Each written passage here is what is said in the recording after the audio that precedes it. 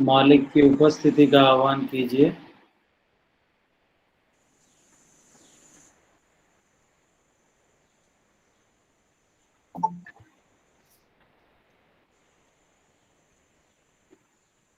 हमारा हृदय मालिक के हृदय से जुड़ गया है।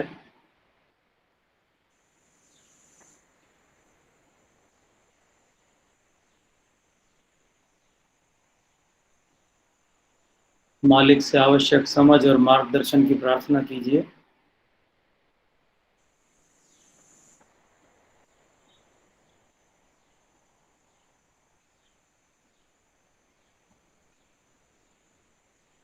मालिक की उपस्थिति को महसूस कीजिए। दिल की गहराइयों से मालिक की उपस्थिति को महसूस कीजिए।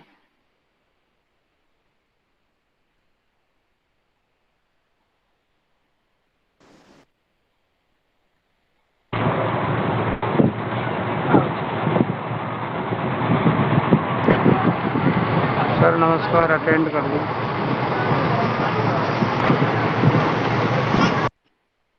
सभी participants heart to heart connected हैं।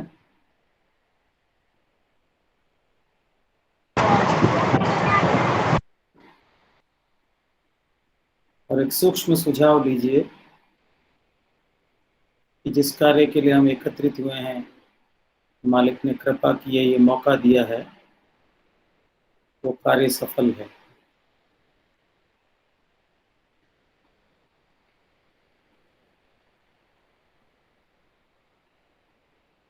धीरे से आंखें खोलें।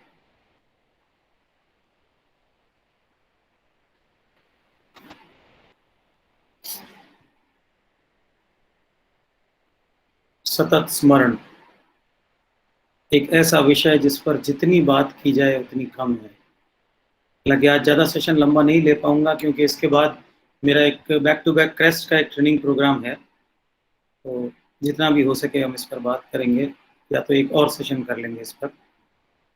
सबसे पहले मेरा फेवरेट दिव्य लोक का संदेश में से एक उसके अंश पढ़ देता हूं जो कि सतत स्मरण से संबंधित है, बहुत ही महत्वपूर्ण। 13 जुलाई 1999। सतत स्मरण का यह विचार जिसे इतने गलत ढंग से समझा गया है वह नहीं है जो तुम सोचती हो, अर्थात मालिक के बारे में लगातार सोचना। वह नहीं है जो तुम सोचती हो, अर्थात मालिक के बारे में लगातार सोचना। यह उनसे पूर्ण रूप से जुड़े रहना है, हृदय के माध्यम से और उच्चतम विश्वास एवं अधिकतम समर्पण के साथ।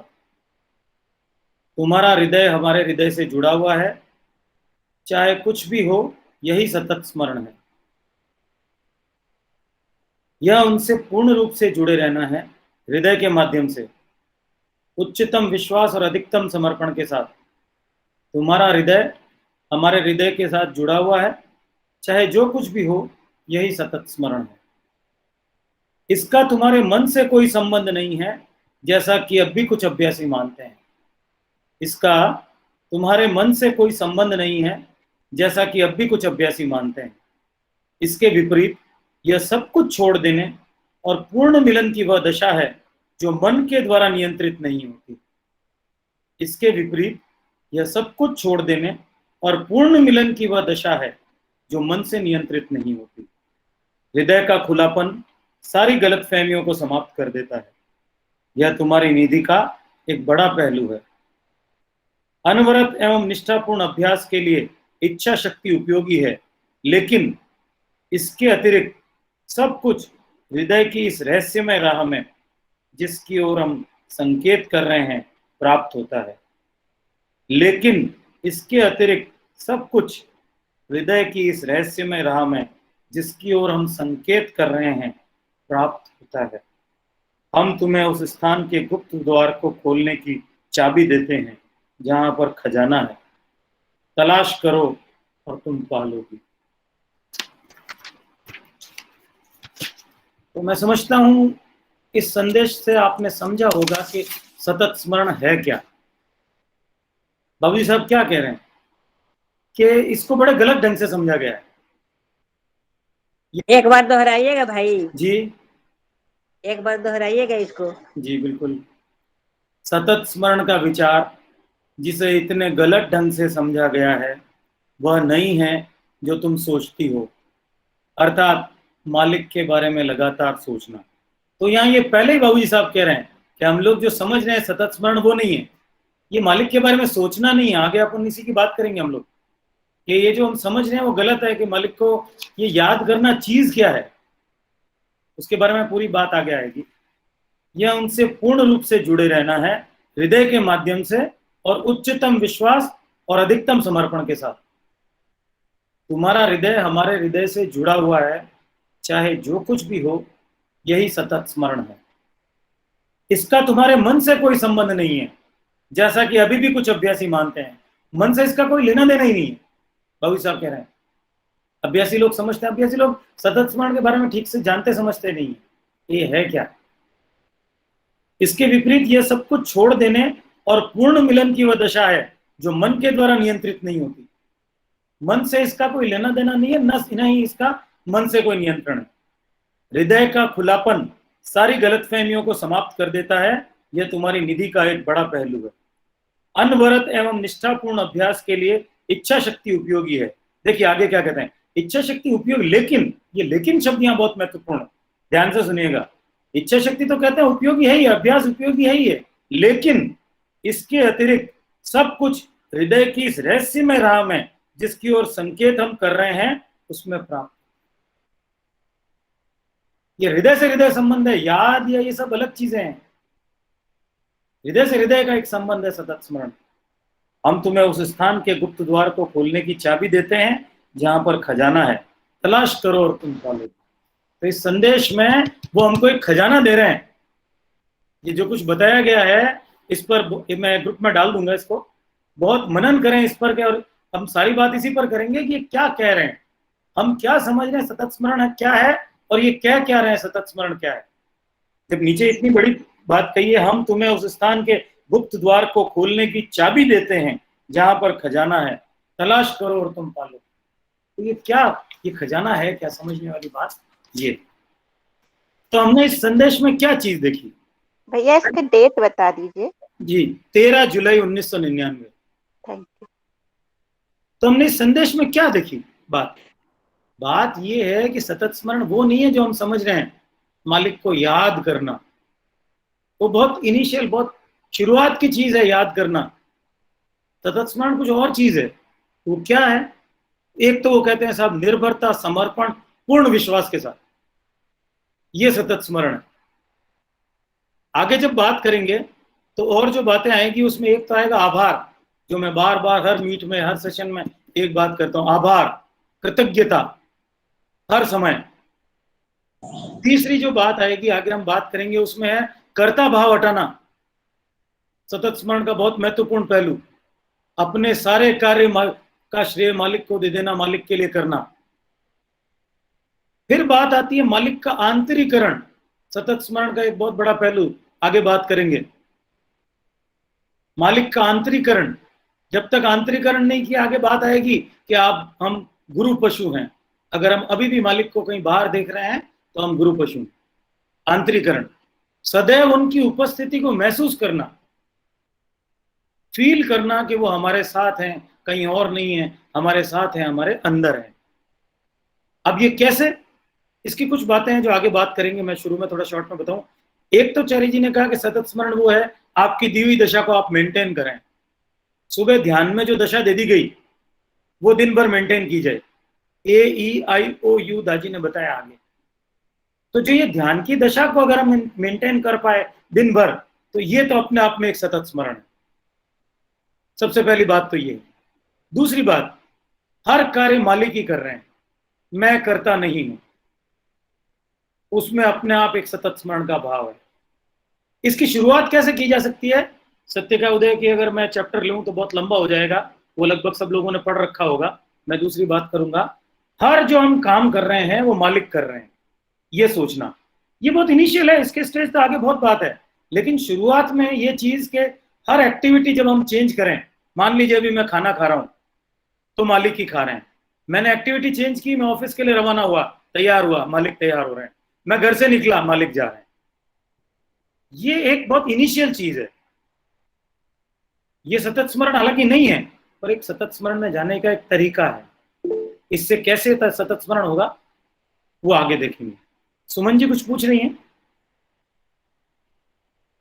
अभी तक जो बताया गया उसमें किसी की कोई क्वेरी हो तो, नहीं तो आगे चलें। तो चरी साहब ने कहा था ध्यान, सफाई, प्रार्थना और कुछ समय बाद सतत स्मरण। ध्यान, सफाई, प्रार्थना और कुछ समय बाद सतत स्मरण। और हम करते क्या है, हम अभ्यास सिर्फ ध्यान, सफाई और प्रार्थना को मान लेते हैं। मेरा आज का अभ्यास ठीक हो गया, सुबह का मैंने ध्यान कर लिया, शाम की मैंने सफाई कर ली, रात में प्रार्थना करके सो गया, ये मेरा अभ्यास ठीक है। नहीं, ये अभ्यास सतत स्मरण में बदलना चाहिए। कुछ समय बाद, चारी जी ने कह दिया सर, ध्यान, सफाई, प्रार्थना और कुछ समय बाद सतत स्मरण। तो कहते हैं जब आप उनको याद करोगे, बाबूजी कहते हैं, तो वो वहां हैं। नहीं नहीं, वो आप में ही है, वो वहां नहीं, वो आपके अंदर ही है। तो कुछ परिभाषाएं सतत स्मरण की देखते हैं कि क्या कहा गया है सतत स्मरण के बारे में। चरी साहब कहते हैं ये एक स्थायी सिटिंग की तरह होनी चाहिए जो लगातार जारी रहे। एक परिभाषा ये दी है, बहुत सारी परिभाषाएं सतत स्मरण की हैं, उसमें से एक ये है कि सिटिंग लेते हैं तो कैसा होता है सिटिंग करने के बाद, तो ये स्थायी सिटिंग की तरह होनी चाहिए जो लगातार जारी रहे। इसका एक तरीका बताते हुए रात्रि के लिए वो कहते हैं आप एक स्वयं को सोते समय आंतरिक निर्देश दे सकते हैं कि नींद के दौरान भी मालिक के संपर्क में रहूंगा। सोने से पहले आप ये करें, यह आपकी नींद की गुणवत्ता को सुधारेगा और सुबह के लिए ध्यान के लिए तैयार करेगा। तो रात को तो कम से कम आप सतत स्मरण में रह गए। अगर मान लीजिए दिन भर नहीं रह पाए, तो रात को सतत स्मरण में कैसे गए कि दिल की गहराइयों से मालिक से रात को प्रार्थना करें, खुद को निर्देश दें कि मैं नींद के दौरान मालिक के संपर्क में रहूंगा। मालिक की गोद में सर रख के सोने की बात कीजिए, ऐसा भाव लाइए कि मैं मालिक की गोद में सर रख के सो रहा हूं। ये भाव लाइए दिल की गहराइयों से, और देखिए स्लीप क्वालिटी क्या सुधरती है, सुबह के ध्यान की क्या तैयारी होती है। और ये कम से कम रात के जो भी 6-8 घंटे की नींद है हमारी, उसमें सतत स्मरण हो जाएगा। मान लीजिए अगर दिन में नहीं हो पा रहा है, बड़ा आसान है, क्योंकि रात में हमारा रेजिस्टेंस नहीं होता। हम पर कार्य करने के लिए सहयोग की जरूरत होती है। तो दिन में तो मैं सतत स्मरण इसलिए नहीं कर पाता कि मेरे दिमाग में सैकड़ों ख्याल आते हैं, दूसरे दुनियादारी के, ऑफिस के, घर के, दुनिया भर की चिंताएं, ये वो। लेकिन रात का समय एक ऐसा समय है जब मैं प्रार्थना करके सोता हूं और मैं ये अपने आप को निर्देश देता हूं कि नींद के दौरान भी मैं मालिक के संपर्क में रहूंगा। वो हमारी रात सतत स्मरण में जा सकती है। फिर वो कहते हैं इंतजार भी एक प्रकार की याद है जो आध्यात्मिकता में बहुत सहायक है। ये इंतजार, जो वेटिंग, इंटेंस वेटिंग, वो जो याद है, इस तरह की याद, ये याद नहीं कि मैं याद कर रहा हूँ मणप्पकम गया था, चारी जी के साथ ऐसी बात हुई थी, मेरे सेंटर पर चारी जी आए थे, ऐसा हुआ था, दादी ऐसा है, वो ऐसा कर, ये सब याद नहीं। इस तरह की याद वो कहते हैं याद नहीं है। वेटिंग, इंटेंस लॉन्गिंग, तड़प के साथ वेटिंग, वो भी एक प्रकार का सतत स्मरण है। और ये क्यों प्रभावी है? तो कहते हैं एकमात्र प्रभावी प्रयास है जो बिना विचलन, बिना समस्या, बिना कोई असमंजस की स्थिति पैदा हुए सीधे सकड़े मार्ग पर बनाए रखती है। क्योंकि मन एक जगह पर लगा हुआ है तो वो इधर उधर नहीं जा सकता। आपने एक जगह मन को टिका दिया, अब वो कहीं और नहीं जाएगा, अगर टिका दिया है तो। फिर वो कहते हैं याद ऐसी हो कि हम आसपास की हमारी हर वस्तु से याद का विचार निकलता हुआ महसूस करें। ये जो सुझाव हमको दिया हुआ है, मेरे आसपास की सभी वस्तुएं ईश्वरी याद में डूबी हुई है, इसका मतलब क्या है? हर चीज से मैं मेरे मालिक की, ईश्वर की, मैं ईश्वर की जगह मालिक को रखता हूँ। मेरे डिक्शनरी में ईश्वर है नहीं, तो मैं तो हर जगह ईश्वर की जगह मालिक का शब्द सब्स्टिट्यूट कर दिया। तो मेरे आसपास की जो भी वस्तुएं हैं उसमें मैं महसूस करूँ। ये सुझाव इसलिए दिया हुआ है, ये कांस्टेंट रिमेम्बरेंस का तरीका है। लेटर्स टू मास्टर में बाबूजी लिखते हैं वरदाचारी जी को, इस समय ये आवश्यक है कि जहां तक वो स्वयं में डूबे रहो, दूसरे शब्दों में ये मालिक की याद में रहना है। तो स्वयं में डूबे रहना है, एब्सॉर्ब, ये भी अपने आप की तरह एक मालिक की याद में रहना। बुलबुल को जैसे घोंसले की याद रहती है, हमें जैसे मूल घर की याद आनी चाहिए। अब जी मूल घर शब्द यूज करते थे। तो कहते हैं जब प्रेम अवचेतन मन में स्थान ले लेता है तो आंखें इसे आंसुओं के माध्यम से देखती है। सर्वोत्तम तरीका है उसके विचारों में डूबे रहना। जैसे एक व्यक्ति अपने किसी प्रियजन की बीमारी के बारे में सब कार्य करते हुए अंदर से चिंतित रहता है। मेरे घर में मान लो कोई सीरियस बीमार है, मैं मेरे ऑफिस में हूं, मैं अपना काम कर रहा हूं, मेरे दिमाग में उसकी विचार की बीमारी की चिंता कैसे चलेगी? सबकॉन्शियस माइंड में यही रहेगा कि वो बीमार है और कैसे ठीक। जैसे कि माँ के लिए एग्जाम्पल देते हैं, कभी माँ किचन में भी काम कर रही है लेकिन उसका ध्यान बच्चे की तरफ है। छोटा बच्चा अगर है तो उसका ध्यान बच्चे की तरफ है, किचन में वो काम कर रही है तब भी ध्यान उधर है। ये टाइप से सबकॉन्शियस माइंड में देखिए, ये आजकल पावर ऑफ सबकॉन्शियस माइंड बहुत चल रही है। आप अगर पढ़ें तो जोसेफ मर्फी को पढ़ें, ब्रूस लिप्टन कहते हैं कि बायोलॉजी ऑफ बिलीफ क्या है। अपना दो माइंड है, एक कॉन्शियस माइंड और एक सबकॉन्शियस माइंड। तो कॉन्शियस माइंड तो 5% काम करता है हमारा, जो ये चेतन मन है। अवचेतन मन 95% काम करता है। ये सतत स्मरण का सारा जो मैकेनिज्म है ये अवचेतन मन से है। आपने एक विचार डाल दिया और वो वहां चल रहा है, ये अवचेतन मन की प्रक्रिया है।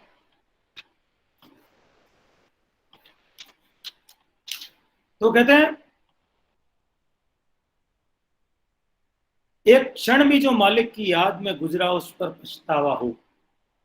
एक क्षण जो मालिक की याद में गुजरा उस पर पछतावा हो। तो इसके लिए हमें क्या करना चाहिए? मैंने जो अपने एक प्रयोग किया कि हम स्कैन करें कि दिन भर में अब हम कितना समय बेकार की बातों में निकालते हैं। एक दिन एक डायरी में नोट कीजिए, सुबह से शाम तक मेरा प्रोडक्टिव टाइम एक तरफ, इनप्रोडक्टिव टाइम एक तरफ। मैं अगर बिजनेस करता हूं तो मैंने बिजनेस के अलावा बाकी समय में क्या किया, मैं जॉब करता हूं तो मैंने जॉब के अलावा बाकी समय में क्या किया, मैं अगर हाउसवाइफ हूं तो मैंने अपनी हाउस होल्ड ड्यूटी के अलावा अलग टाइम में क्या किया। टीवी देखना छोड़ दीजिए, बिल्कुल बेकार है, मालिक की याद से दूर ले जाता है। मूवीज, टीवी, डिजिटल टॉक्सिन्स जितने भी हैं, ये व्हाट्सएप, ये दुनिया भर की बातें, सारे फोन होते हैं। फोन किस पर होते हैं? मौसम का हाल कैसा है, तुम्हारे यहाँ बारिश आई या नहीं आई, कितनी सर्दी पड़ रही है, कितनी गर्मी पड़ रही है। इस सब इनप्रोडक्टिव टाइम को मालिक की याद में लगा सकते हैं। एक दिन एक लिस्ट बनाइए, क्या गप लगाते हैं नरेंद्र मोदी के बारे में, राजनीति के बारे में, इधर की पॉलिटिक्स, ये वो, और नहीं तो किसी की बैलेंस शीट बनाना, आलोचना। तो हम जब लिस्ट बनाएंगे तो हमको पता लगेगा कि कितना इनप्रोडक्टिव टाइम हमने निकाल दिया, कितना टाइम टीवी में वेस्ट कर दिया, कितना टाइम व्हाट्सएप में वेस्ट कर दिया, कितना टाइम फोन कॉल पर लगा दिया। ये काम किस में लग सकता था? ये किसी अच्छी पुस्तक पढ़ने में लग सकता था, मिशन की, ये मिशन की सेवा में लग सकता था, बहुत काम है हमारे पास, और या फिर मालिक की याद में लग सकता था।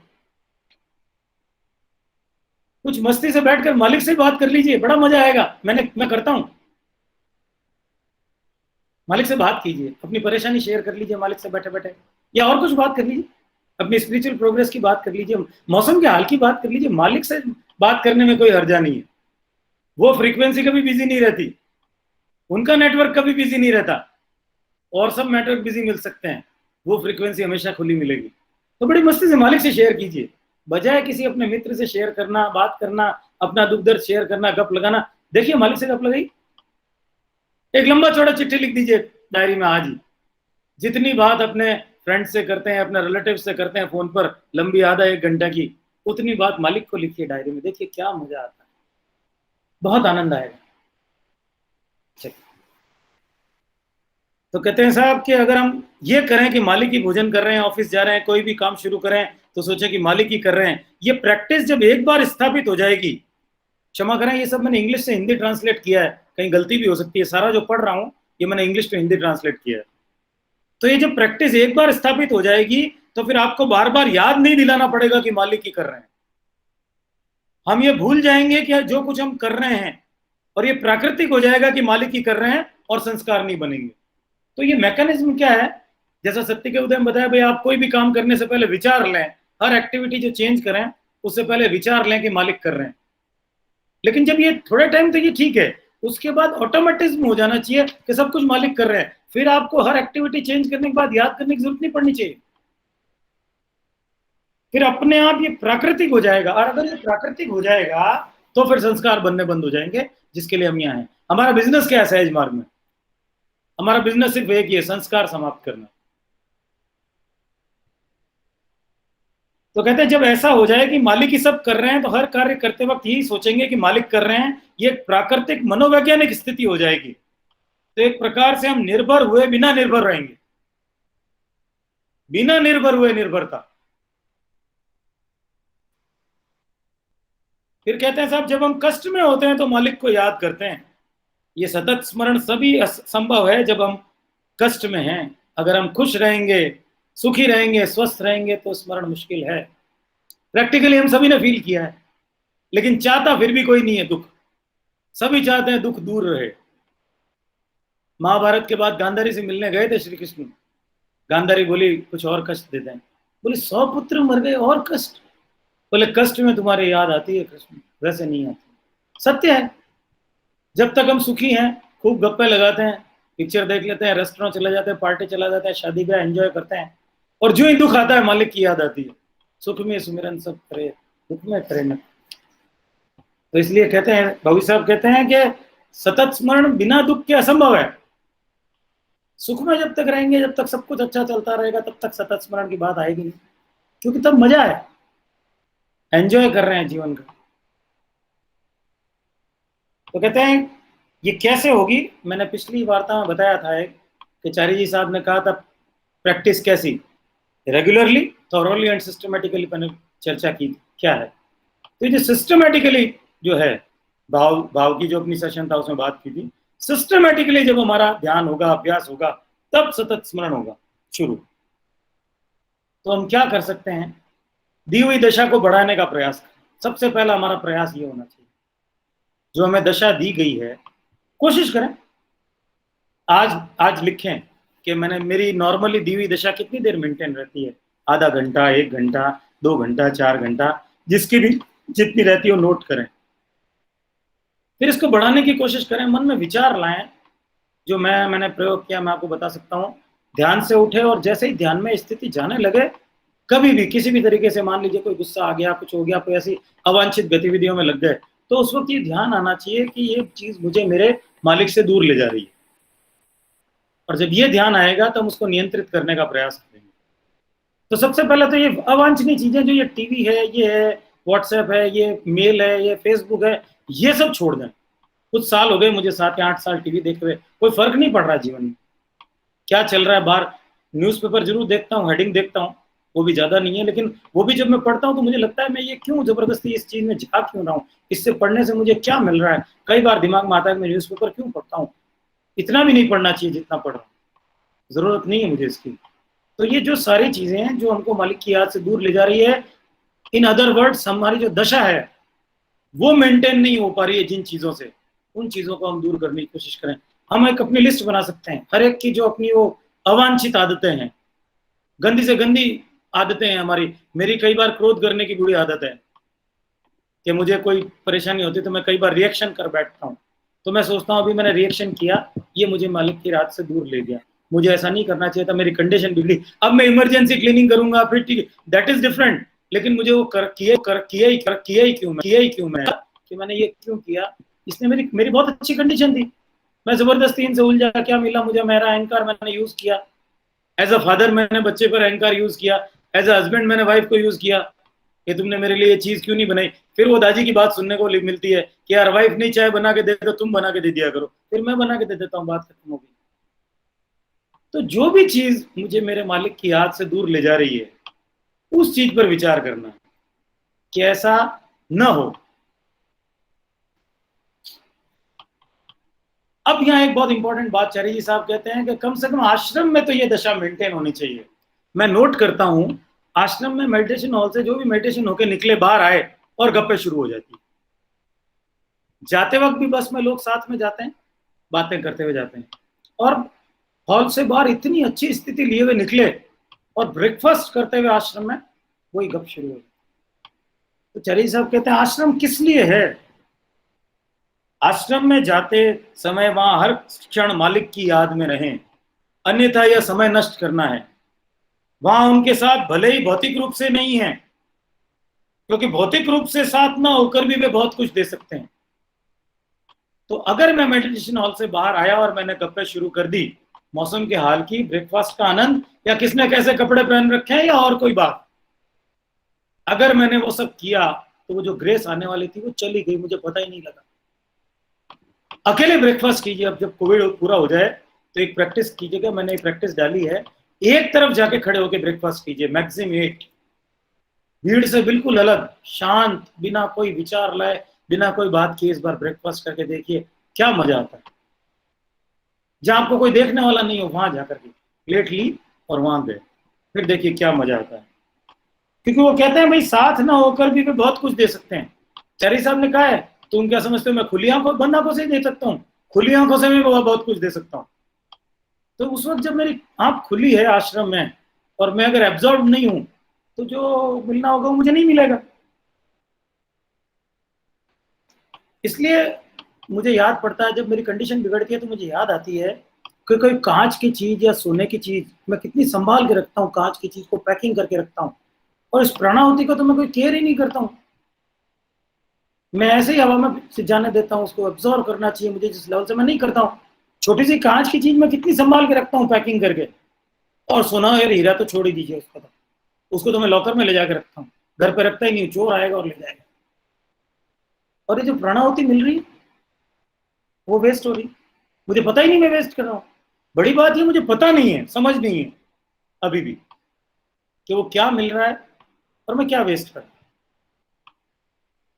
अब यहाँ एक बहुत महत्वपूर्ण बात है, याद हमें नजदीक लाती है जिसको मैं याद करता हूँ, शरीफ साहब कहते हैं।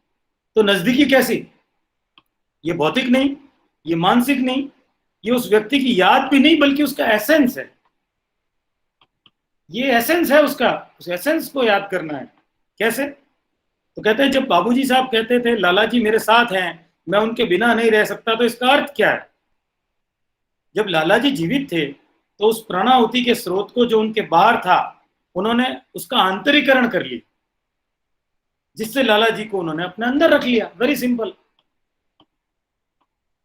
अब ये मर्जर का काम था। तो 3 स्टेप बताएं, हम उनको याद करते हैं, हम उनकी भक्ति करते हैं, और उसके बाद यदि मालिक चाहें और आशीर्वाद दें तो हम उनसे प्रेम करते हैं। ये इंपॉर्टेंट है बहुत। मालिक चाहें और हमें आशीर्वाद दे तो ये बात फेथ के लिए है। अभी कुछ दिन पहले फोन आया था, एक सिस्टर ने मुझे पूछा था फेथ के बारे में कुछ बताइए। मैंने एक ही बात कही थी, फेथ अपने प्रयास से प्राप्त नहीं किया जा सकता, उसकी नेमत है। कुछ है वो क्यों बात यहाँ है, वो ये जो 3 स्टेप बताए, और अंतिम स्टेप में यदि मालिक चाहें और आशीर्वाद दें तो हम उनसे प्रेम करने लगे। तो जो ग्रुप में मैंने मैसेज डाला था कि चरी साहब कहते हैं मैं नहीं समझ पाता सतत निराशा, सतत स्मरण इतना कठिन क्यों है जबकि सतत निराशा इतनी आसान है। हम कड़वाहट दिन भर पाल लेते हैं। कड़वाहट की चेन जो है, जो भी कोई मन में कड़वी बात आई, जो भी कोई निराशा हुई, उसको हम श्रृंखला चलाते हैं, लेकिन सतत स्मरण की श्रृंखला हम नहीं चलाते हैं। ये इंपॉर्टेंट है, उस श्रृंखला को कैसे चलाया जाए। जब निराशा हम सतत कर सकते हैं तो फिर हम ये सतत क्यों नहीं कर सकते? स्मरण सहज मार्ग क्या है, हमें चारी जी साहब कहते हैं, और ये बहुत इंपॉर्टेंट बात है। अंत में जैसा कि मैं आपको कई बार बता चुका हूं, सतत स्मरण ही हर चीज का एकमात्र इलाज है। जब आप सतत स्मरण में हैं तब आप कोई छाप नहीं बनाते हैं। यदि आप गुरु के बारे में सोच रहे हैं और कुछ चल रहा है, यहां तक कि एक खून भी, तो वो आपको प्रभावित नहीं करेगा। ऐसा दृश्य देखने के बाद आपको नींद नहीं आती है और आप उस जगह पर जाना भी पसंद नहीं करते हैं। लेकिन अगर आप गुरु की याद में हैं तो एक दृश्य है और ये आपको प्रभावित नहीं करेगा। देखिए कितना फायदा है। कहते हैं स्वयं द्वारा किए जाने वाले सभी कार्यों को उस महान विभूति के सतत स्मरण में करते हुए अपने आप को मालिक से निकटतम संबंध बनाए रखने का प्रयास करना चाहिए। और वास्तव में धीरे धीरे यह विचार बनाए रखने से ऐसी स्थिति पैदा की जा सकती है कि असली कर्ता वह है, आप उसके कार्य में मात्र उपकरण हैं। यदि ऐसा किया जा सके तो सारे बंधनों से मुक्ति हो जाती है, जिनमें धर्म, दर्शन, शास्त्र, ईश्वर, और जैसा कि मालिक ने एक बार कहा स्वयं ईश्वर भी शामिल है। अब इस तरीका क्या है सतत स्मरण का, ये दाजी साहब ने बहुत बढ़िया एक जगह बताया है। क्या ध्यान से सुनिएगा, अच्छी तरह से किया गया ध्यान सतत स्मरण का बीज स्वरूप है, क्योंकि ध्यान हमें सोचने से महसूस करने की ओर ले जाता है। सतत स्मरण के जो 2-3 प्रोसेस मैंने आपको भी चर्चा की, पहला था कि एक्टिविटी चेंज करते वक्त याद करना, दूसरा था कर्ता भाव हटाना, तीसरा भाव था डिपेंडेंस का भाव लाना। ये अलग अलग तरह के सारे प्रोसीजर हैं, जो अब ये भी एक प्रोसीजर बताया है। थिंकिंग टू फीलिंग की तरफ आए हम, सोचने से महसूस करने की तरह आए। फिर क्या हुआ, हम महसूस करते हैं और अप्रिशिएट, सराहते हैं, हमें मिलने वाली दशा की बारीकियों का आनंद लेते हैं, और जब बारीकियों का आनंद लेते हैं तब सराहने का कार्य परिवर्तित होकर कृतज्ञता में बदलने लगता है। ये फिर नेक्स्ट स्टेप। तो जब कृतज्ञता आने लगती है तो क्या होता है, तब यह इस दशा के दाता के साथ लगाव और आत्मीयता निर्मित करता है। आपने क्या किया, ध्यान किया, ध्यान करने से क्या हुआ, सोचने से महसूस करने की ओर आए, स्टेप नंबर 2। स्टेप नंबर 3 क्या हुआ, हम महसूस करने से अप्रिशिएट करने लगे, आनंद लेने लगे, बारीकियों का, दशाएं मिलने लगी। फिर क्या हुआ, जब दशाएं मिलने लगी तो ग्रेटिट्यूड आने लगा, उन दशाओं के लिए ग्रेटिट्यूड आने लगा। फिर क्या हुआ, उस दशा का जो दाता है उसके साथ लगाव और आत्मीयता निर्मित हुई। इस तरह से जिज्ञासु में भक्त की मनोदशा स्थापित हुई। जब ये लगाव बढ़ता गया तब क्या हुआ, भक्त की मनोदशा बनी, और यही स्मरण की सही शुरुआत का संकेत है। तो ये तो सिर्फ शुरुआत है, स्मरण बहुत आगे की चीज है। लेकिन अगर हमने इतना किया, ये जो स्टेप्स बताए गए, जब इतना किया तब जाकर के स्मरण की शुरुआत हुई। ये है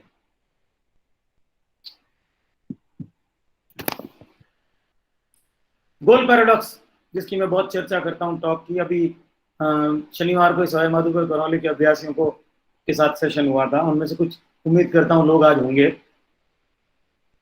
ध्यान की स्थिति में हम गहराई में डूब जाते हैं, हम अपने स्वयं के भीतर इतने केंद्रित हो जाते हैं कि यह गहराई की अवस्था हमारे दिन प्रतिदिन के कार्यों में परिलक्षित होती है, बशर्ते हम इस स्थिति को बनाए रखने में सावधान रहें।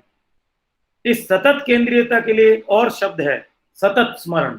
देखिए कितनी तरह से तरीके रिपीट हुए हैं, कितने वेज हैं सतत स्मरण के, कितनी विधियां हैं। तो जब ये गहराई की अवस्था हमारे दिन के प्रतिदिन के कार्यों में परिलक्षित होती है, बशर्ते हम इस स्थिति को बनाए रखने में सावधान रहें, ये जो सेंटर्ड हम रहेंगे, ये सतत स्मरण है। विशेष रूप से यह उस व्यक्ति के प्रति हमारा आभार होता है जिसने हमें तल्लीनता की अवस्था को उपहार में दिया है। इस आभार में हम बस पिघल जाते हैं, तो ग्रेटिट्यूड है। और हम हैं कंप्लेनिंग मोड में, मुझे ये नहीं मिला, मुझे ये नहीं मिला, मेरे साथ ये नहीं हुआ, मेरे साथ ये नहीं हुआ, मेरे बच्चे की अच्छी जॉब लग जाए, मेरी बेटी की अच्छी शादी हो जाए, बीमारी है तो ठीक हो जाए। मिला क्या, उसके प्रति आभार, ये सतत स्मरण है। भविष्य दादी साहब ने एक जगह कहा था कि भाई हम करते क्या हैं, हम प्राणाहुति के साथ वो करते हैं जैसे प्रियतम को मिले हुए गुलाब को कूड़ेदान में फेंक देते हैं। कितना बुरा लगता होगा अगर प्रेमिका आपको कोई गुलाब दे या प्रेमी प्रेमिका को दे और वो तुरंत सामने सामने कूड़ेदान में फेंक दे, कितना बुरा लगेगा देने वाले।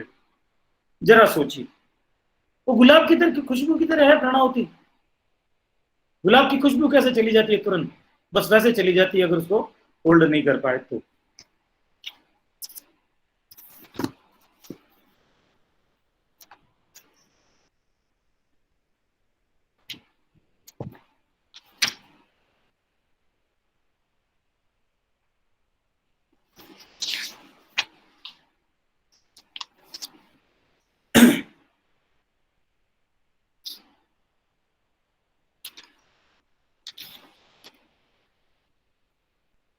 Complete works part first. बाबू साहब कहते हैं, ध्यान के समय हम विचार करें कि गुरु स्वयं अपने रूप पर ध्यान कर रहे हैं तो इसका अत्यंत उत्तम परिणाम होगा। इसी प्रकार हम अपने सभी दैनिक कार्यों की व्यवस्था कर सकते हैं। यदि हम यह भावना अपना लें और यह दृष्टिकोण बनाए रखें कि हमारे स्थान पर हमारे गुरु ही सब कुछ कर रहे हैं, तो हम न केवल सतत स्मरण में रहेंगे, वरना हमारी सभी क्रियाएं हमारे ऊपर कोई प्रभाव नहीं डालेगी और संस्कारों का बनना भी बंद हो जाएगा।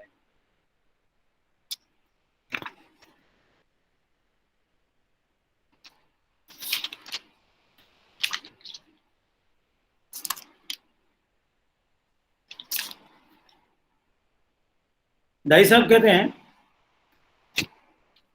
एक ट्रूथ इटर्नल के कुछ सेशंस हुए थे, तो मैंने उनका, दाई साहब जैसे बोल रहे थे, हिंदी में कुछ अनुवाद किया, थोड़ा मैं आपसे शेयर कर लेता हूँ। ये सतत स्मरण के संबंध में उन्होंने जो बताया, तो ललई साहब लिखते हैं, बंधन के 3 कारण हैं, स्मरण, ध्यान और भजन। स्मरण और ध्यान और भजन भी बंधन बन जाते हैं। देखिए कैसे, जब इनका अभ्यास बाह्य वस्तुओं से होता है तो परिणाम पुनर्जन्म और बंधन होता है। जब इनका अभ्यास लक्ष्य को सदैव दृष्टि में रखते हुए आंतरिक रूप से हृदय पर किया जाता है तो बाह्य और सतही बंधन से मुक्ति मिलती है। तो ये बाह्य कैसे और आंतरिक कैसे, वो दादी साहब ने समझाया, उसका ट्रांसलेशन मैं शेयर करता हूं आपसे। शेयर टुकड़ा टुकड़ा में उतारा है मैंने, जैसा भी हो सका। तो साहब कहते हैं, स्मरण दिखावा नहीं हो, सतही तौर पर नहीं हो, दिल से हो। अगर बस सोच लिया गुरु के बारे में, वे खाना खा रहे होंगे, घूम रहे होंगे, तो ये कोरी कल्पना है, यह स्मरण नहीं है। मालिक को हृदय से आत्मसात करना है। अन्यथा अगर तकलीफ से बचने के लिए याद करते हैं, भावनात्मक कष्ट दूर करने के लिए, अच्छा लगने के लिए याद करते हैं, तो ये डॉक्टर के पास जाने के बराबर है। जी किरण जी कुछ कहना चाहती है? भैया एकदम साइड में चले गए, बीच में नहीं दिखाई देता है मुंह। क्या आप चीज? दिखाई नहीं देता है। मेरी स्क्रीन पर तो पूरा आ रहा है, आवाज तो आ रही है। हाँ आवाज आ रही, दिखाई दिखाई नहीं। देना सॉरी। मैं तो ठीक ही वैसे ही बैठा हूँ, बिल्कुल हाँ जैसे। थोड़ा साइड में चले जाते हो ना, इसलिए। नहीं नहीं, वो ऐसे ही कहीं वहीं से, मेरा मेरा स्क्रीन नहीं हिल रही है, कोई ओके इंपॉर्टेंट ठीक। जी। अन्यथा अगर तकलीफ के लिए बचने के लिए करते हैं, भावनात्मक कष्ट दूर करने के लिए करते हैं, अच्छा लगने के लिए करते हैं, तो ये डॉक्टर के पास जाने के लिए बराबर है। बाबूजी बार बार दिव्य लोक से कह रहे हैं, मालिक का आंतरिकरण करो, हृदय में उनकी उपस्थिति का आंतरिकरण करो, अपनी जीवन शैली से उनकी उपस्थिति को जीवंत बनाओ, तब सहज मार्ग कारगर होगा। वरना यह भी बंधन और दासता ही पैदा करेगा। गुरु पशु बनेंगे, पशु नहीं बनना है, उनकी तरह दिव्य बनना है। ये 4/3/21 की वार्ता है। एक और डेट मैंने नहीं लिखी है, उसमें लिखते हैं, अगर आप मास्टर के बारे में अगर ऐसे सोचते हैं कि वो बाहर हैं, ऐसे हैं, वैसे हैं, मास्टर को बाहर देखना, मैं और वो, यही एक द्वंद है। ये बहुत इंपॉर्टेंट है। मास्टर को आप कैसे देखते हो? मास्टर को क्या बाहर देख रहे हैं या अंदर उपस्थिति महसूस कर रहे हैं? ये उपस्थिति महसूस करना बड़ा मैजिक है, और ये बिल्कुल वैसा ही है जैसा कि प्यार किया नहीं जाता हो जाता है। जब उपस्थिति महसूस हो जाएगी, अंदर पता ही नहीं लगेगा कि हो गई। अब तक मैं बाहर खोज रहा था और आज मुझे अंदर उपस्थिति महसूस हो गई। तो कहते हैं साहब कि जब तक मालिक को बाहर देख रहे हैं, मैं और वो जब तक ये है, तब तक वो द्वंद है। 10/3/21 ट्रूथ इटर्नल की वार्ता में कहते हैं, ये सब मैंने जो कोटेशन लिए हैं, ये सतत स्मरण के संबंध में है। आप कृष्ण या जीसस को कैसे याद करेंगे? मूर्ति से नहीं, यह तो बाधक है, वास्तविकता भ्रम हो जाएगी। तो स्टेप्स बताते हैं। शुरू में मालिक के बारे में सोचना ठीक है, बिगिनर्स के लिए ठीक है, जैसा मैंने पहले कहा था। उसके बाद क्या? सेकंड, पर यह याद करने में बदले। बिगिनिंग में सोचना याद करने में बदले, और फिर यह भी बदले, ये याद करना भी बदले, फिर उपस्थिति महसूस हो। नेक्स्ट स्टेप, फिर क्या हो? उपस्थिति महसूस। उसके बाद फिर वैसे बने जिसे याद कर रहे हैं। नेक्स्ट स्टेप, उनके जैसा बनना, अन्यथा यह भी यांत्रिक होगा। अगर वो गुण नहीं आते हैं तो फिर मैकेनिकल है। अब वे उठा फिरे हैं, आश्रम में टहल रहे हैं, ये क्या है? ये सब मेमोरी रिकॉल करना है, ये याद नहीं है। हृदय पर ध्यान करने का अर्थ है, साहब कहते हैं, उनकी उपस्थिति को महसूस करना। हृदय पर ध्यान करना मतलब उनकी उपस्थिति को महसूस करना। तो चरी साहब एक जगह कहते हैं कि ये दिल से दिल का सकारात्मक लिंक है सतत स्मरण, जिसे कि हम प्रेम से, भक्ति से, सिंसियरिटी से इस लिंक को बनाने का प्रयास कर रहे हैं। प्रक्रिया यांत्रिक है, परंतु इसके पीछे का रवैया प्रेम और भक्ति का हो। फिर कहते हैं, जब हम मालिक की याद में दूर होते हैं तो मालिक की याद आसान होती है। मालिक से दूरी की भावना भी मालिक की याद है। भावी साहब ने एक जगह लिखा है, प्रियतम बहुत दूर है, उसके दर्शन की कोई आस ही नहीं है, बहुत दूर है प्रियतम। जब ये दूरी होती है ना, तो इसका मजा कुछ और होता है।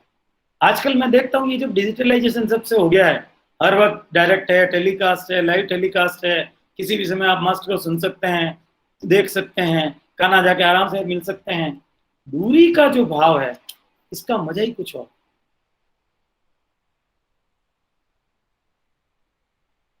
फिर एक बहुत ही महत्वपूर्ण बात जो आज मुझे फिर से जैकपॉट की तरह लगी, कई बार पढ़ते हैं लेकिन जब कंडीशन इवोल्व होती है जैसे जैसे, तो चीजों के नए मतलब खुलते हैं। मैंने सत्य का उदय 10 मार्क की नियम की व्याख्या कोई 25 बार पढ़ी होगी, आज भी कुछ अलग मतलब निकल जाता है कभी कभी 25 बार पढ़ने के बाद भी। पुस्तकों का आनंद यही है कि एक तो पढ़ने का भाव, किसी दिन एक ये सेशन लेंगे आउट ऑफ बुक्स। मालिक जी नहीं। तो ये जो बात आज मुझे फिर से समझ में आई कि अगर मैं सतत स्मरण करूं और सोचूं कि वो ही ध्यान कर रहे हैं, वो ही हैं जो ईश्वर तक पहुंचने का प्रयास कर रहे हैं, ये सब रवैये की बात है, तुरंत हो सकता है। बहुत ध्यान से सुनिएगा, वे ही ध्यान कर रहे हैं, ये वे ही हैं जो ईश्वर तक पहुंचने का प्रयास कर रहे हैं। तो आगे चरित्र साहब कहते हैं हर कोई ईश्वर तक पहुंचने की स्वयं के द्वारा कोशिश कर रहा है, मैं ईश्वर तक पहुंच जाऊंगा। ये आई फैक्टर है जो लिमिटेड करता है, लाखों वर्ष लग जाएंगे। ये मैं जो कोशिश कर रहा हूं स्वयं पहुंचने की, ये आई ही मुझे लिमिट कर रहा है। ये आज मुझे कई बार पढ़ी थी, समझी थी चीज, धीरे धीरे समझ में आई, लेकिन आज अचानक ऐसे लगी। उन्होंने कहा अगर ये आई रहेगा तो लाखों साल लग जाएंगे। आगे कहते हैं तो मैं ये समझने, मैं कहने का साहस करता हूं, विश्वास करता हूं कि यह प्रक्रिया हम में इंतजार करने की क्षमता पैदा करती है, जो कि मालिक में बढ़ती हुई श्रद्धा का प्रमाण है। बाकी सबका कोई अर्थ नहीं। क्या कहा है? सिर्फ वेटिंग। जितना मैं ध्यान करूंगा, इंतजार करूंगा, उतनी ही मुझ में श्रद्धा बढ़ेगी एवं अंत में इतनी पूर्ण हो जाएगी कि आप उनके बारे में सोचोगे और उनको उपस्थित होना पड़ेगा। शब्दों पर ध्यान दीजिए, आज मैंने ट्रांसलेशन कर रहा था, फिर से इसे अंडरलाइन किया है। वेटिंग करेंगे, श्रद्धा बढ़ेगी और अंत में इतनी पूर्ण हो जाएगी कि आप उनके बारे में सोचेंगे और उनको उपस्थित होना पड़ेगा। आप अनुभव करते होंगे इन सेशंस में कि आपने मालिक की उपस्थिति महसूस की है। बहुत से लोग ट्रांसमिशन महसूस किया है, गहरा। सर इस लाइन को फिर से रिपीट कर दीजिए जो भी बोला है।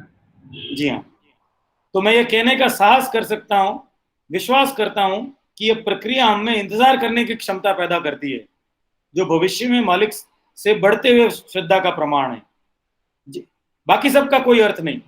जितना मैं ध्यान करूंगा, इंतजार करूंगा, उतनी मुझ में श्रद्धा बढ़ेगी एवं अंत में इतनी पूर्ण हो जाएगी कि आप उनके बारे में सोचेंगे और उनको उपस्थित होना पड़ेगा। जितना मैं उनको याद करूंगा उतना स्वयं को भूलूंगा। उनका जितना उनके विचार मुझ में आएंगे उतना उनके बातचीत करने का तरीका मुझ में आएगा। ये भी एक इंपॉर्टेंट चीज है।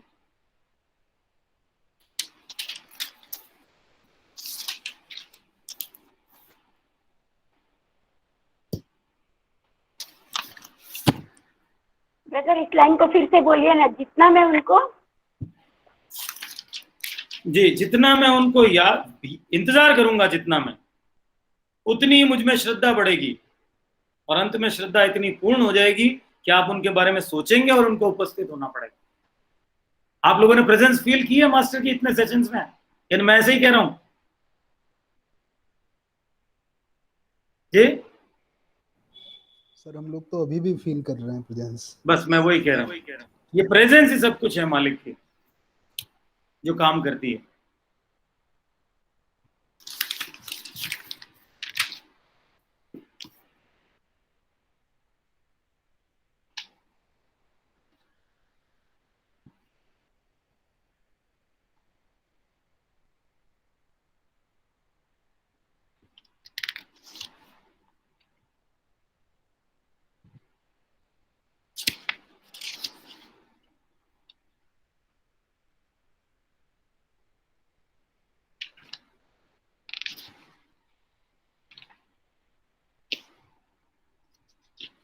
एक हाँ, मकड़ी का जाला। कृपया अपना अभ्यास निष्ठा और लगन से करें और उस दिव्य के स्मरण में रहने की पूरी कोशिश करें। जब कोई सतत स्मरण में होता है तो उनकी सुरक्षा में रहता है। ये देखिए, जब कोई सतत स्मरण में होता है तो उनकी सुरक्षा में रहता है। यदि आप स्वयं को असुरक्षित या भयभीत पाते हैं तो कल्पना करें कि मालिक आपके साथ है और उनकी सुरक्षा सदैव ही उपलब्ध है। मालिक की कृपा का कवच अपने आसपास बनाइए। अगर आप असुरक्षित और भयभीत महसूस करते हैं, अगर नहीं भी करते हैं ना, तो एक बहुत अच्छा प्रयोग है, मालिक की कृपा का कवच अपने आसपास महसूस कीजिए, बना के रखिए कि मेरे आसपास एक कवच बना हुआ है मालिक की कृपा का, तो अब इसमें दूसरी चीज नहीं घुस सकती।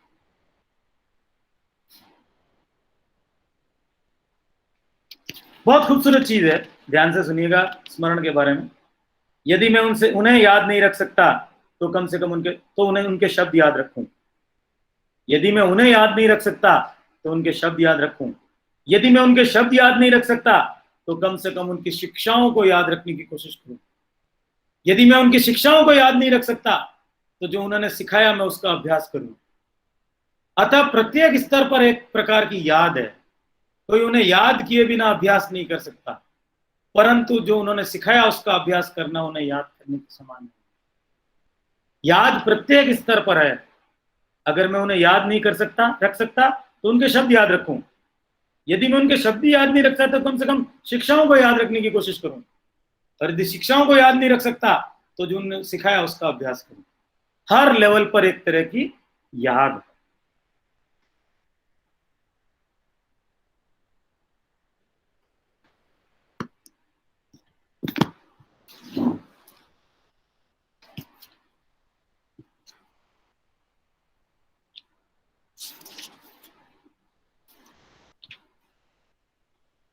सतत स्मरण को विकसित करने का उपाय है कि कार्यालय, घर में, रास्ते में, बाजार में, जहां भी कहीं आपको अवकाश हो, दृढ़ पूर्वक यह कल्पना कीजिए कि ईश्वर का प्रसार सर्वत्र और सब में हो रहा है और आप उसी का चिंतन कर रहे हैं।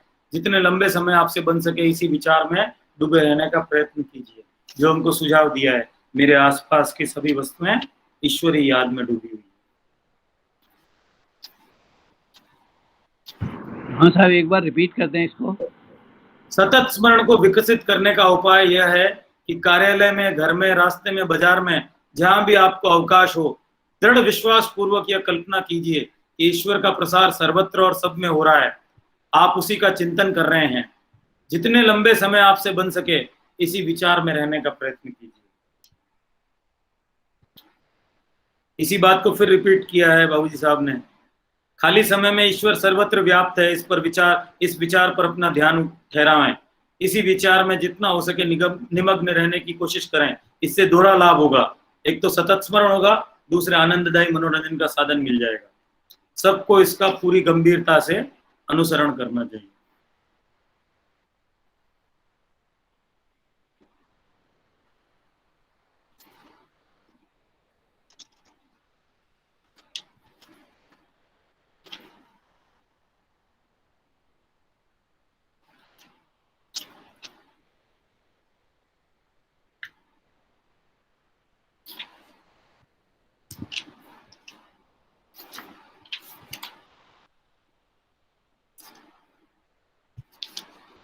मैं आप सबको एक बहुत ही लाभदायक संकेत देता हूं। बाबू साहब कहते हैं, कोई भी काम शुरू करने से पहले क्षण भर उसका ध्यान करके इस तरह सोचिए कि वह स्वयं वह इसे कर रहा है। यह सबसे सरल उपाय है। मैं चाहता हूं आप पूरे दिल से इसका प्रयोग करके देखें। बाबू साहब ने एक जगह कहा था कि हर 1 घंटे में आपको एक बार वास्तविकता के टच में आना चाहिए। चाहे स्टूडेंट एग्जामिनेशन हॉल में एग्जाम दे रहा हो तब भी, चाहे स्टूडेंट जब एग्जामिनेशन हॉल में एग्जाम दे रहा है तब भी।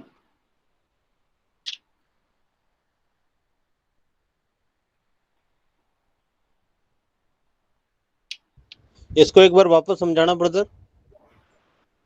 जैसे हम कोई भी काम करते हैं, एक्टिविटी चेंज करते हैं, शुरुआती प्रयास है सतत स्मरण का कैसे होना, जो बहुत सारी चीजें बताई गई कैसे करना, ये उसका पार्ट है कि हम ये जो भी एक्टिविटी करें, मैं नहीं कर रहा हूं, मालिक कर रहे हैं।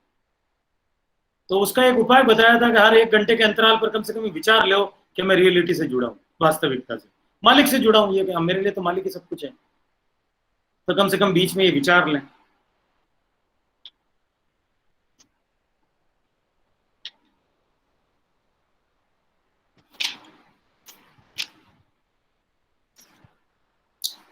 एक और बहुत अच्छी परिभाषा सच्ची भक्ति इंद्रियों से संबंधित भौतिक इच्छाओं से बिल्कुल रहित होती है। वह ऐसी सच्ची लगन से उत्पन्न होती है जो परिपूर्ण हो जाने पर किसी दूसरी इच्छा को जन्म नहीं देती, बल्कि उन सारी कामनाओं का अंत कर देती है। वास्तविकता में यह हमारे उस वास्तविक घर की याद है जो हमारी यात्रा का अंतिम विराम स्थल है। उस घर की याद से ईश्वर की, और ईश्वर की याद से उस घर की याद हमारे हृदय में जीवित रहती है। यह एक अटल नियम है। यह एक ऐसा अंत है जो अनंत है, और इसकी चाह इंद्रियों की बात तो कहाँ, भौतिकता की सीमा से कहीं परे होती है। साधारणतः इसी को साक्षात्कार, सारूप्य, लयावस्था, लक्ष्य या अंतिम विराम तक पहुंच जाना माना जाता है।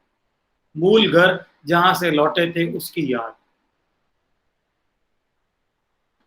इससे जुड़ जाने को ही दूसरे शब्दों में सतत स्मरण कहते हैं। यही भक्ति का वास्तविक अर्थ है। यदि ऐसा नहीं है तो सब ढकोसला या मजाक है। अब देख लीजिए हम सब क्या कर रहे हैं, हम सब ढकोसला कर रहे हैं।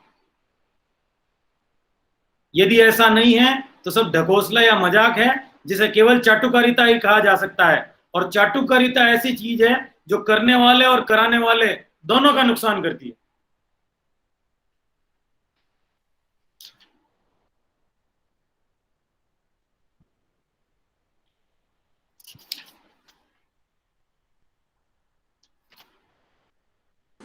एक बहुत बढ़िया जैन साहब आज की रिकॉर्डिंग का अगर डाल दीजिएगा इसमें ग्रुप में तो मैं हमेशा ही डालता हूँ सब ग्रुप में। आप ग्रुप में हैं सतत स्मरण में? हाँ जी हाँ हैं। हाँ तो ग्रुप में डालता हूँ, आप ग्रुप देखिए। ठीक है साहब, थैंक यू। सारी पुरानी रिकॉर्डिंग अवेलेबल है। एक बहुत अच्छी बात कही है, अगर आपसे कुछ ना हो सके तो चलते फिरते फुर्सत के समय यही ध्यान बांध कर देखिए कि मैं खुद आपके ख्याल में डूबा हुआ हूं।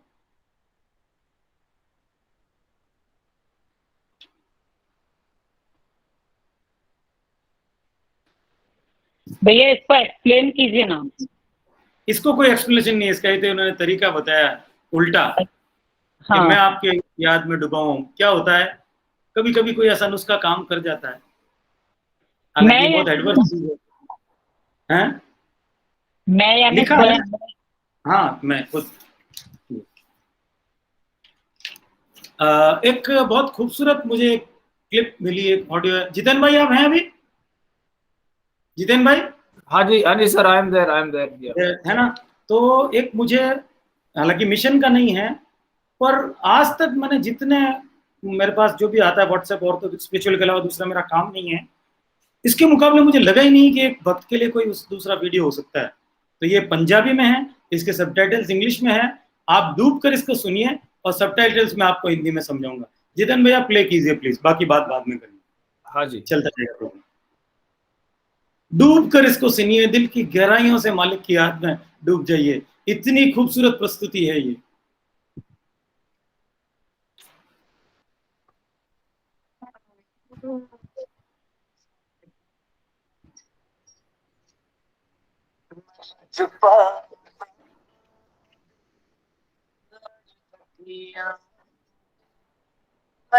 सब गम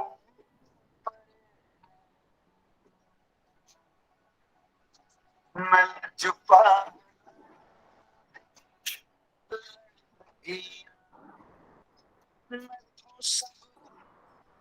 नहीं, अगर वॉइस नहीं आएगी तो मजा नहीं आएगा भैया। देख लीजिए, आप बैक कर लीजिए। वॉइस नहीं आ रही? हाँ नहीं आ रही है, ठीक से नहीं आ रही है वॉइस। वॉइस बिना इसका मजा ही नहीं है ना। लेकिन वॉइस क्यों नहीं आ रही, मैं देख रहा हूँ। मैं एक सेकेंड। हाँ शुरू से चलाइए, फिर से करता हूँ। इसको ग्रुप में भी डाल दीजिए। ग्रुप में डाला हुआ है, कुछ दिन पहले लोगों ने देखा ही नहीं था। हाँ तो एक बार और डाल दीजिए उसे, मेहरबानी करके। बिल्कुल डाल दूंगा जी।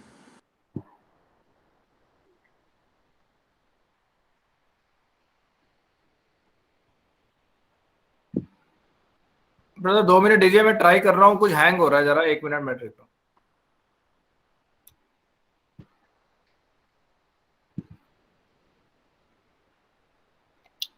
ये कोई नंबर दे रहा है? स्क्रीन दिख रहा है क्या ब्रदर? नहीं। हाँ, ये मेरा फोन कैसे उसमें ऐड हो गया? मेरा हुआ क्या? नहीं आपका है। ठीक, नंबर को इस पे टाइप नहीं करे। अगर ग्रुप में लेना है तो मुझे व्हाट्सएप कर दे, मेरा नंबर लिख लीजिए, उस पे व्हाट्सएप कर दीजिए।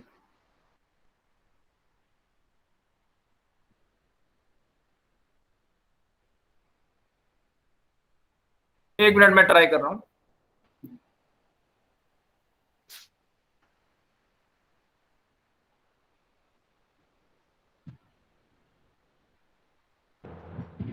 सर अपना नंबर बोलेंगे? 94144। अभी आवाज आ रही है? अभी आवाज आ रही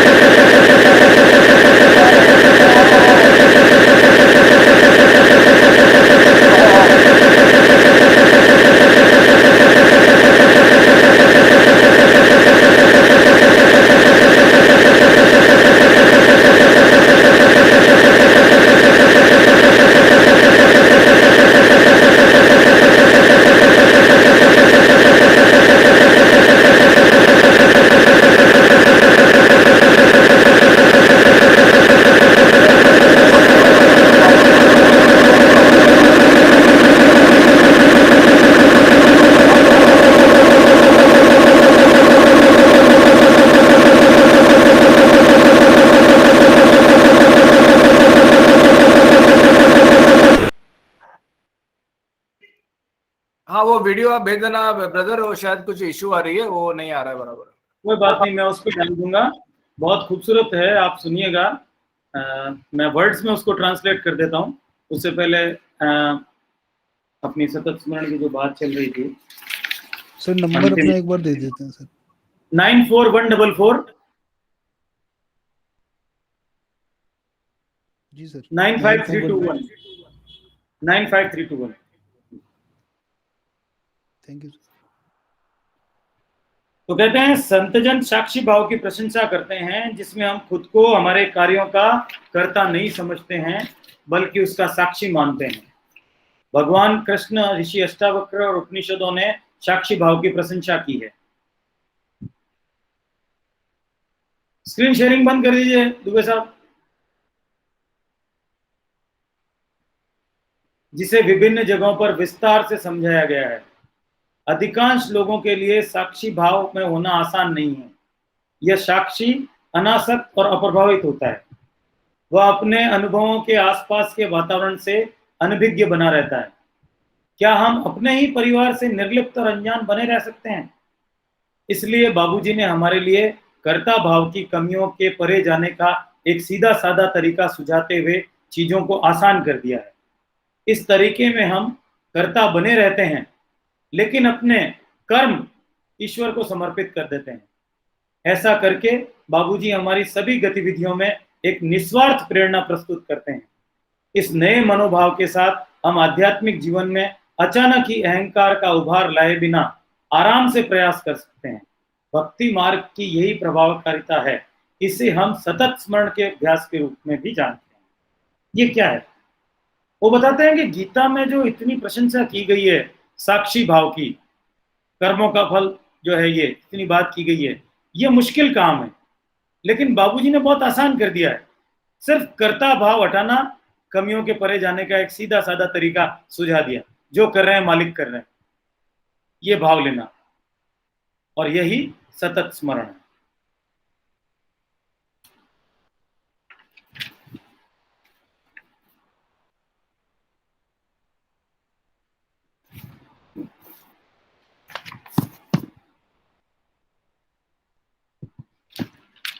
गोल्डन साइलेंस सतत स्मरण में बहुत लाभदायक है। एक बार मैंने गोल्डन साइलेंस की बात की थी कि क्या है गोल्डन साइलेंस। क्या है? आप बैठिए, आंखें बंद हो चाहे खुली, कैसे भी, लेकिन ध्यान में नहीं चले जाएं, ये ध्यान रखना है। अगर आंखें बंद करते हैं, किसी एक कोने पर बैठ गए जहां आपको कोई डिस्टर्ब करने वाला नहीं, और फिर बैठ करके आप सोचिए जिस दिन से आपने जर्नी शुरू की थी सहज मार्ग की और आज तक हम कहाँ आए, मालिक ने हमें क्या दिया, ये जब हम बैठ करके हम इस पर विचार करेंगे तो एक कृतज्ञता का भाव विकसित, ऐसे हमको पता नहीं लगता है क्या मिल रहा है उस लेवल का, थोड़ा बहुत सभी जानते हैं, लेकिन जब बैठ करके उस पर विचार करेंगे, इसीलिए डायरी राइटिंग वाले इतने सेशन अपने हुए थे और उसमें बताया गया था कि डायरी राइटिंग क्या चीज़ है, उससे फायदा क्या होता है। जब बैठ करके ये विचार करेंगे हम, कृतज्ञता का भाव आएगा कि मैं कहाँ था और कहाँ गया, स्पिरिचुअली मैंने क्या गेन किया। Forget about material things, material life, वो मदद से मतलब नहीं है। स्पिरिचुअली मेरे कैरेक्टर में, मेरी यात्रा में मालिक ने क्या मदद की जीवन में, फिर भौतिक चीजों में हम क्या मदद की। जब हम ये महसूस करेंगे तो हमें कृतज्ञता आएगी और ये कृतज्ञता ही स्मरण लाएगी। जितनी ज्यादा कृतज्ञता बढ़ेगी उतना ज्यादा स्मरण बढ़ेगा। मैं भरपेट खाना खा पा रहा हूं, मुझे कृतज्ञता जाहिर करनी चाहिए। बाहर मेरा भाई फुटपाथ पर भूखा सो रहा है, मुझे कृतज्ञ होना है, मुझे 2 वक्त का खाना नसीब है। बहुत सारे लोग हैं जो शाम को भूखे सो जाते हैं। तो गोल्डन साइलेंस में बैठिए, विचार कीजिए इस पर कि क्या हुआ मेरे साथ इस जर्नी में, क्या मिला मुझे मेरे मालिक से। ये बहुत इंपॉर्टेंट है।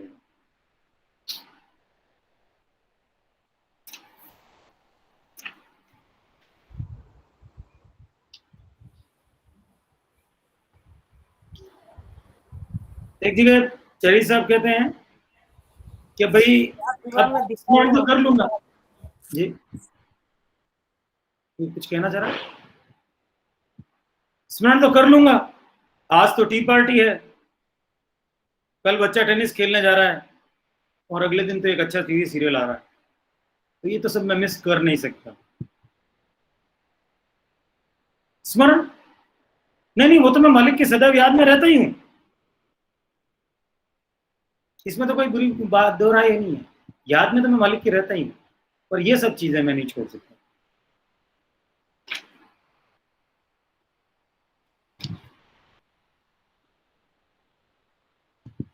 यहां ये कहते हैं कि मैं क्या सोच रहा हूं इस पर ध्यान दिया जाए, टोटल अवेयरनेस। मैं अभी क्या सोच रहा हूं, जो मैंने आपसे पहले बात की थी कि किस तरह से हम अपनी गतिविधियों को स्कैन करें कि मेरा प्रोडक्टिव टाइम और इन प्रोडक्टिव टाइम कहाँ जा रहा है। तो कहते हैं मैं क्या सोच रहा हूँ, क्या ये मेरे लिए ठीक है, क्या ये जो मैं सोच रहा हूँ वो मेरी आध्यात्मिक स्थिति को परिवर्तित नहीं कर देगा। ये सोच जो मैं देख रहा हूँ, जो मैं सोच रहा हूँ, उपरति जिसकी बात की जाती है, उपरति क्या है, इंद्रियों का जो है वो विड्रॉल, सेंसेस का वो उपरति है। उपरति का इस्तेमाल कि मेरी जो इंद्रियां हैं, आंख से मैं क्या देख रहा हूं, कान से मैं क्या सुन रहा हूं, क्या पढ़ रहा हूं, ये मैं स्कैन करूं तो क्या मेरी स्पिरिचुअल कंडीशन में बाधा नहीं बनेगा अगर मैं ये करूंगा तो।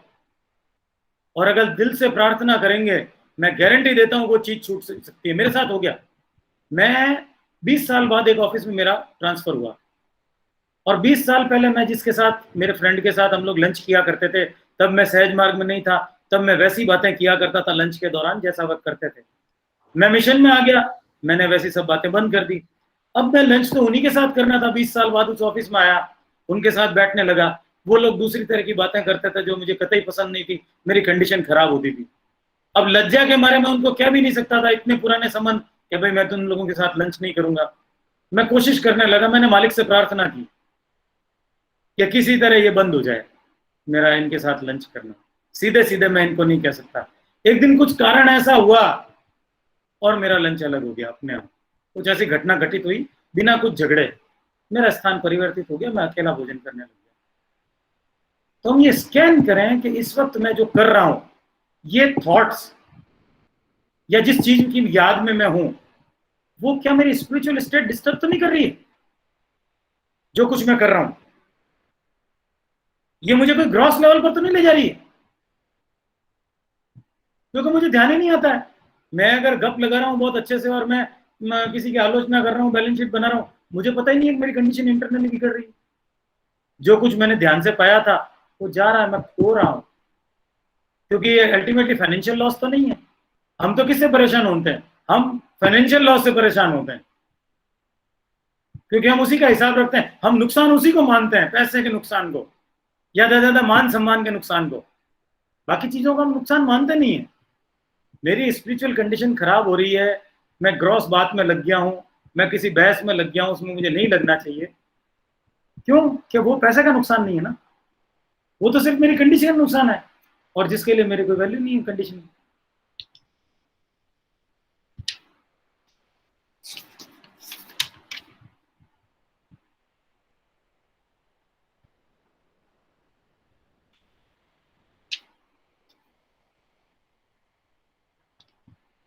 तो कहते हैं कि अगर आप उनके बारे में सोचने में बिजी हो तो आपके पास और कुछ सोचने के लिए बचेगा ही नहीं। तो क्या होगा? एक स्ट्रोक में ही पेड़ कट गया, तोड़ने की पत्ती दर पत्ती तोड़ने की जरूरत ही नहीं पड़ी। ऐसे नहीं ये मेरी बीवी निकली, ये मेरे बच्चे का विचार निकला, ये मेरी वासना निकली, ये मेरा क्रोध निकला, ये मेरा मोह निकला, ऐसे नहीं। अगर सतत स्मरण में है तो सब कुछ एक साथ निकलेगा।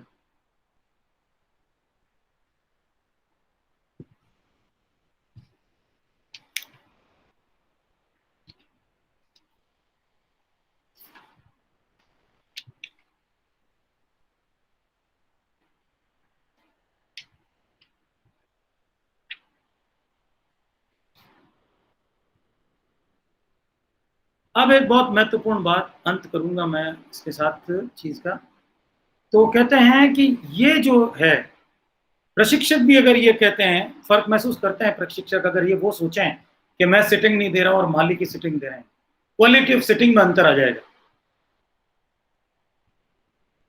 अगर प्रशिक्षक ये सोच ले कि जो ट्रांसमिशन है, ये क्लीनिंग है, ये मैं नहीं कर रहा हूं, दिल की गहराइयों से, ऐसे सुपरफिशियल नहीं, दिल की गहराइयों से अगर ये सोच ले, तो सिटिंग का मजा ही कुछ और हो जाएगा, बदल जाएगा एकदम लस्टर। जो वीडियो की मैंने आपसे चर्चा की थी वो मैं डालूंगा ग्रुप में, सुन लीजिएगा।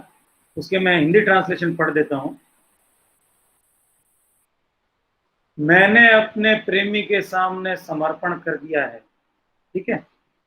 मेरे प्रियतम, आपका और मेरी रूह का जो रिश्ता है वो बेजोड़ है, वो शब्दों में बयान नहीं किया जा सकता। किसी संत की संगत हो जाए तो खोटा भी खरा हो जाता है।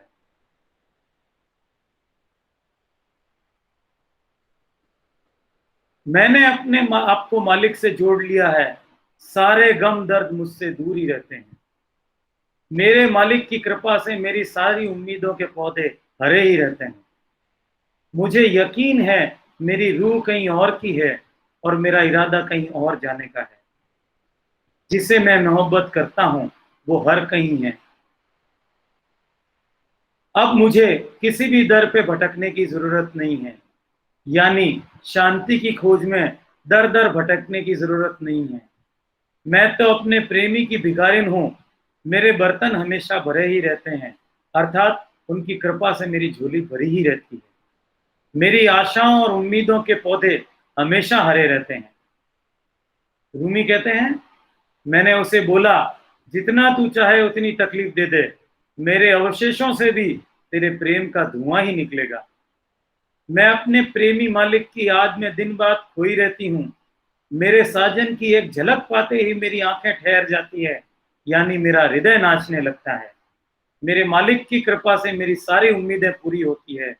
मेरे साथियों, ये दुआ मांगो कि कहीं गुरु नाराज न हो जाए, क्योंकि जिनका खुदा रूठ जाता है तो वे जिंदे ही मरे के समान हैं। मेरी प्रियतम, आपका मेरी रूह से जो रिश्ता है वो बेजोड़ है।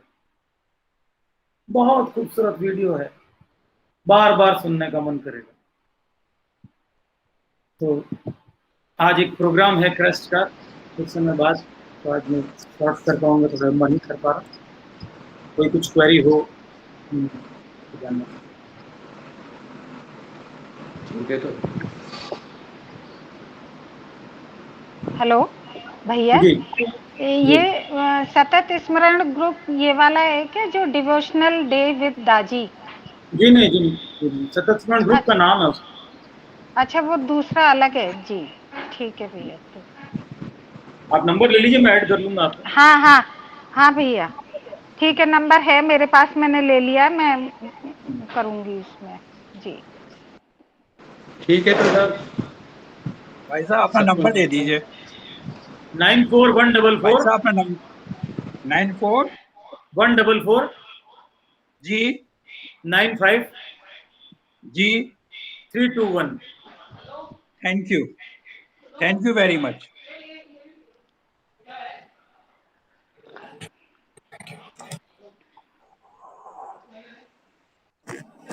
भैया आज गागर में सागर, एक बहुत ही अद्भुत सेशन आज आपके द्वारा संपादित किया गया। जैसा से आपने गुजारा, बहुत जिसे कहते हैं कि कुछ भी छूटा नहीं है। और ये पल जो हम लोग आज साथ में गुजार रहे हैं, ये हमें मुकाम तक पहुंचा सकते हैं अगर इनके मर्म को हम हृदय में अंकित कर लें और इसे एक अपना, जिसे कहते हैं कि छोटी छोटी टिप्स, सैकड़ों टिप्स आपने सारे सहज मार्ग के जितना भी साहित्य जहां कहीं भी था उसकी जिस सुंदर तरीके से विवेचना की, बहुत बहुत हृदय से धन्यवाद। मालिक का धन्यवाद साहब, मेरा काम नहीं, मैं तो माध्यम हूँ सर। कहूंगा कि अनन्या संत यंतो मां ये जना परिपासते तेसाम नित्याम अभियुक्ता नाम योग क्षय में बहाम में हम। बस भाई साहब बहुत बहुत प्रणाम। बहुत सुंदर सेशन, इस तरह से आज एक वंडरफुल सेशन हम लोगों ने जिसका एंजॉय किया, और जो कंडीशंस मालिक ने आपके इस लगातार जो विभिन्न तरीकों से उस मुकाम तक पहुंचाने की कोशिश थी, मूल स्थान तक, हम सब लोग इसका लाभ उठाएंगे। बार बार सुनने योग्य ये आपका सेशन है भैया, बहुत बहुत प्रणाम। मालिक का धन्यवाद। भैया मालिक का बहुत बहुत शुक्रिया। धन्यवाद भैया, इतना नमस्कार। गहन विषय इतने कम समय में बिना कुछ छोड़े हुए जिस तरीके से आपने इतने सरल तरीके से इसका प्रस्तुतिकरण किया ना, उसके लिए मालिक का आभार और आपका शुक्रिया। थैंक यू भैया। थैंक यू भैया भैया। हम ये गोल्डन साइलेंस के बारे में बता के आपने बहुत अच्छा किया, ये तरीका बहुत अच्छा बताया है। आज बैठूंगी मैं भी एक कोने में बैठ के जरा सोचूंगी क्या थी, मैं क्या करा, मेरे मालिक ने मुझे कहाँ से कहाँ पहुंचाया जी। आज जरूर सोचूंगी। बहुत अच्छी बात बताई आपने, थैंक यू बहुत बहुत। और भैया सेशन के दौरान बिल्कुल ऐसा लगा है जैसे हम खुली आंखों से ध्यान कर रहे हों। हमारी ब्रीदिंग भी बिल्कुल वैसी ही थी जैसी मेडिटेशन के अंदर रहती है। और उनकी उपस्थिति होती है तो यही चमत्कार है बस, बिल्कुल इसीलिए तो ये सब खेल है। सारा खेल ही उपस्थिति का है बस। भैया वो जो आप बहुत अच्छा लगा, तो जो आप वीडियो की बात हमसे कर रहे हैं, तो वीडियो तो है हमारे पास, लेकिन आपके इस सेशन में उसको मैं कैसे वहां पर लाऊं वो नहीं समझ में आ रहा था।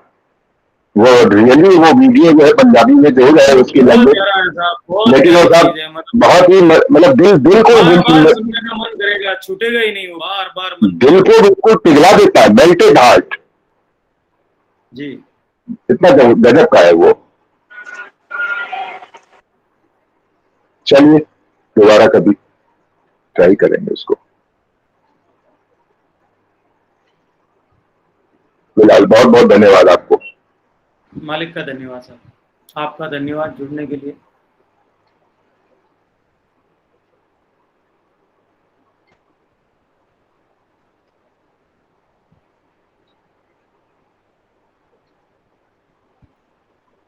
चलिए सब समाप्त करें, फिर हाजिर होऊंगा नेक्स्ट। नमस्ते, धन्यवाद, प्रणाम भाई। नमस्ते भैया। नमस्ते साहब। नमस्ते, बहुत बहुत धन्यवाद। नमस्कार, थैंक यू भैया।